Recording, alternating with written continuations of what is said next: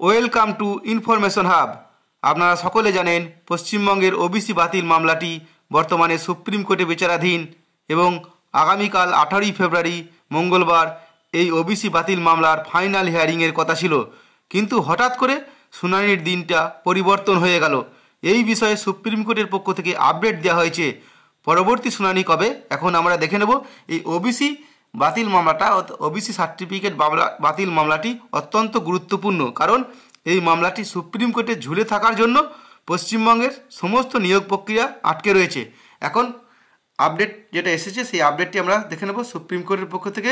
যে ওবিসি বাতিল মামলার আপডেট দেখুন, এখানে লেখা আছে যে tentatively case may be listed on 18/3/2025, অর্থাৎ 18ই ফেব্রুয়ারি থেকে পরবর্তী শুনানি পিছিয়ে 18ই মার্চ করে দেওয়া হলো। এবং আগে যে মামলাটার শেষ শুনানি হয়েছিল আগের ভিডিওতে জানিয়েছিলাম, দেখুন 7/1/2025 অনারেবল জাস্টিস বি.আর. গাভাই এবং অনারেবল জাস্টিস অগাস্টিন জর্জ মহিসের বেঞ্চে শেষ শুনানি ছিল। সেদিন জানানো হয়েছিল যে পরবর্তী শুনানি হবে দেখুন 28শে জানুয়ারি 2025। 28শে জানুয়ারি কিন্তু শুনানি হয়নি এবং তারপরে শুনানি হওয়ার কথা ছিল 18ই ফেব্রুয়ারি, আগামীকাল। অর্থাৎ আগামীকালও এই মামলার শুনানি হবে না। এই বিষয়ে কিন্তু 18ই ফেব্রুয়ারি যে আগামীকাল 18ই ফেব্রুয়ারি যে মেন কজ লিস্ট হয়েছিল সেখানে মামলাটা 8 নম্বর সিরিয়ায় নথিভুক্ত ছিল এবং আগামীকালের যে সাপ্লিমেন্টারি কজ লিস্ট প্রকাশিত হয়েছে সেখানে কি আপডেট এসেছে এখন আমরা দেখে নেব।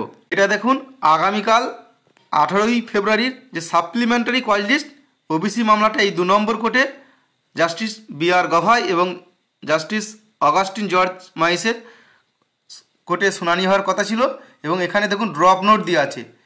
আইটেম নম্বর 8 এটা নথিভুক্ত হয়েছিল, মেন কজ লিস্টে ছিল। এবং কেস নম্বর দেখুন SLP নম্বর 17751 থেকে 17755 of 2024, state of West Bengal versus Amal Chandra Das.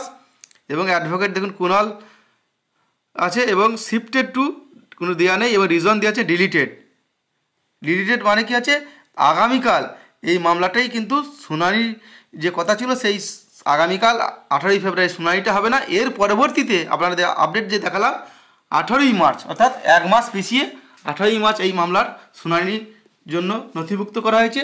অর্থাৎ 18ই মার্চ এই ওবিসি বাতিল মামলা যেটা রয়েছে, 18ই মার্চ যে মঙ্গলবার ওবিসি বাতিল মামলাটা ফাইনাল হিয়ারিং হবে। কত নম্বর সিরিয়ায় নথিভুক্ত হবে এই ওবিসি মামলার আপডেট কী হবে পরবর্তীতে তা জানতে হলে আমার ইউটিউব চ্যানেলটি যদি এখনও পর্যন্ত সাবস্ক্রাইব না করে থাকেন এখনই সাবস্ক্রাইব করে দিন এবং ভিডিওটি শেয়ার করে সকলকে এই বিষয়ে জানিয়ে দিন। এই ওবিসি বাতিল মামলাটা অত্যন্ত গুরুত্বপূর্ণ, কারণ এই ওবিসি বাতিল মামলার জন্য পশ্চিমবঙ্গের সমস্ত নিয়োগ প্রক্রিয়া, যেহেতু ওবিসিদের এর কী হবে, সংরক্ষণ কীভাবে হবে, সেই জন্য কিন্তু সার্টিফিকেটটা যদি ইনভ্যালিড হয়ে যায় তাহলে সংরক্ষণ কীভাবে থাকবে, এই জন্যই কিন্তু সমস্ত নিয়োগ প্রক্রিয়া ঝুলে আছে। তাই আমাদের আপডেট, আমাদের লক্ষ্য থাকবে যে আমাদের নজর থাকবে যে ওবিসি বাতিল মামলাতে কি হয়।